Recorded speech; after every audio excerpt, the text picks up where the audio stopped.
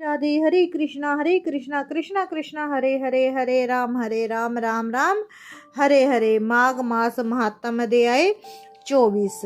माघ मास का हमारे जीवन में बहुत ही महत्व है।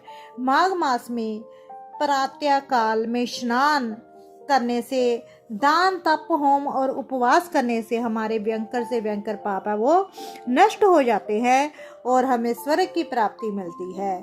कल हमने 23वें अध्याय में जाना कि श्री वशिष्ठ जी राजा दिलीप को बतस की कथा सुना रही हैं।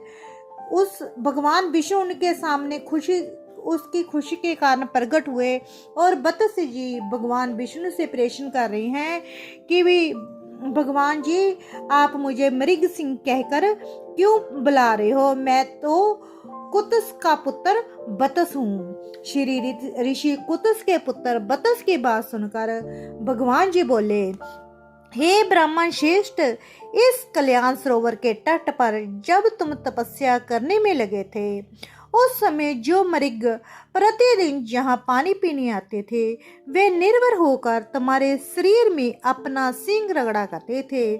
इसी से श्रेष्ठ महर्षि तुम्हें मृग सिंह हुए और आज से सब लोग तुम्हें मृग सिंह ही कहेंगे।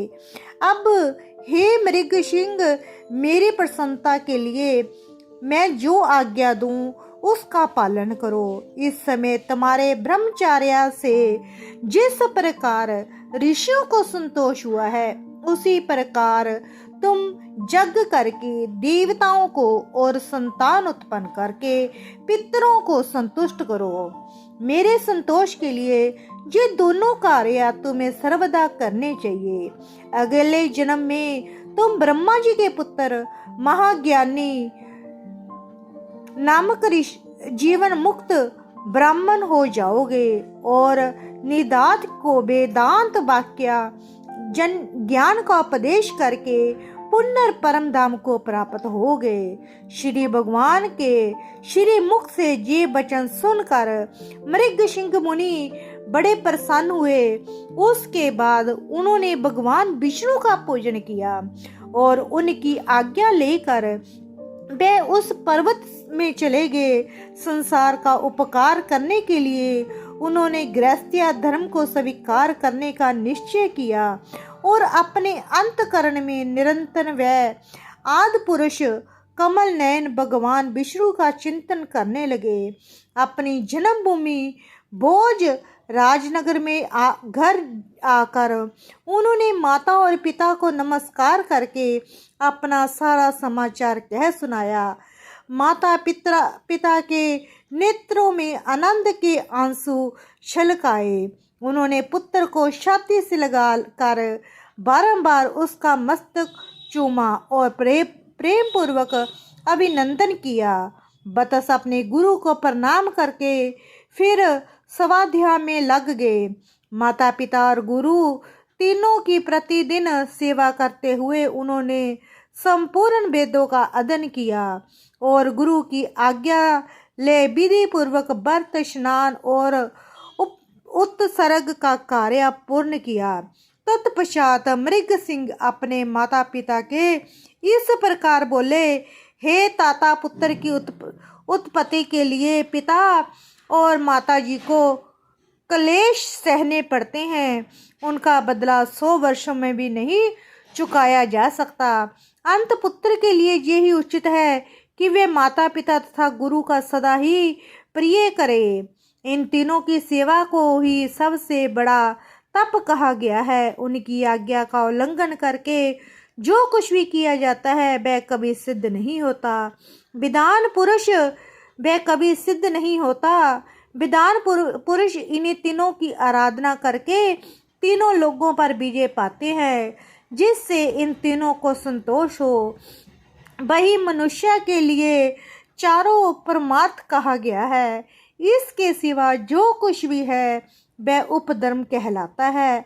मनुष्य के लिए ये ही उचित है कि वह अखंड ब्रह्मचर्य का पालन करते हुए माता पिता से 3, 2 या 1 वेद का अध्ययन करने के बाद गृहस्थ आश्रम में प्रवेश करे। यदि पत्नी अपने वश में रहे तो गृहस्थ आश्रम से बढ़कर दूसरी कोई वस्तु नहीं है। पति और पत्नी की अनुकूलता धर्म, अर्थ और काम की सिद्धि का प्रधान कारण है। यदि स्त्री अनुकूल हो तो स्वर्ग से क्या लेना, घर ही स्वर्ग हो जाता है। और यदि पत्नी विपरीत स्वभाव की मिल गई तो नरक में जाने की क्या आवश्यकता है। यही नरक का दृश्य उपस्थित हो जाता है। सुख के लिए गृहस्थ आश्रम स्वीकार किया जाता है, किंतु वह सुख पत्नी के अधीन है। यदि पत्नी विनयशील हो तो धर्म, अर्थ और काम की प्राप्ति निश्चित है। जो गृह कार्यों में चतुर, संतानवती, पतिव्रता, प्रिय वचन बोलने वाली और पति के अधीन रहने वाली हो, ऐसी उपयुक्त गुणों से युक्त नारी स्त्री के रूप में साक्षात लक्ष्मी है। इसलिए तुम्हारे अपने समान वर्ष की उत्तम लक्षणों वाली भार्या से विवाह करना चाहिए, जो पिता के गोत्र अथवा माता के स्पीड वर्ग में उत्पन्न हुई हो। वह स्त्री विवाह करने योग्य होती है जिसको कोई रोग ना हो, जिसके भाई हो, जो अवस्था और कद में अपने से कुछ छोटी हो, जिसका मुख सौम्या हो तथा जो मधुर भाषण करने वाली हो।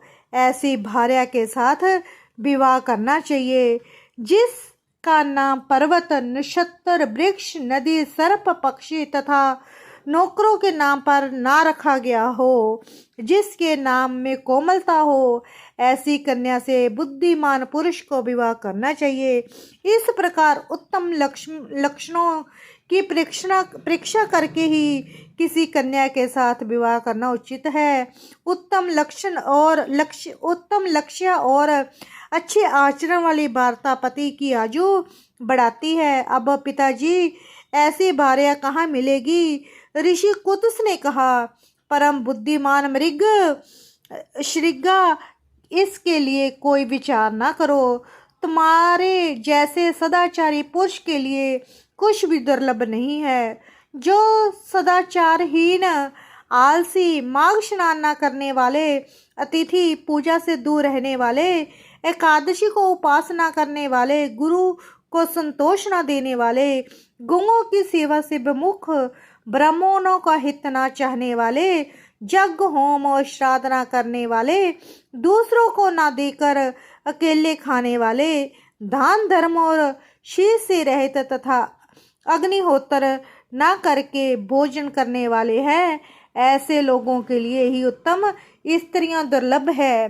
बेटा, प्रांत का स्नान करने पर माँ का महीना, विद्या, निर्मल कीर्ति, अयोग्य काया, आयु, अक्षय धन, समस्त पापों से मुक्ति तथा इंद्रलोक प्रदान करता है। बेटा, माघ मास सौभाग्य, सदाचार, संतान, बुद्धि, सत्संग, सत्या, उदार भाव, शूरता और बल सब कुछ देता है। कहाँ तक गिनाऊं, क्या क्या नहीं देता। कमल के समान नेत्रों वाले भगवान विष्णु माघ स्नान करने से तुम पर बहुत प्रसन्न है। वशिष्ठ जी कहते हैं, राजन, पिता के जे सत्य वचन सुनकर मृगशिंग मुनि मन ही मन बहुत प्रसन्न हुए। उन्होंने अपने पिता के चरणों में मस्तक झुककर पुनः प्रणाम किया और दिन रात वे अपने हृदय में श्री हरि का ही चिंतन करने लगे। जहाँ पर माघ मास महात्म अध्याय 24 समाप्त। राधे राधे। हरे कृष्णा कृष्णा कृष्णा हरे हरे, हरे राम राम राम हरे हरे।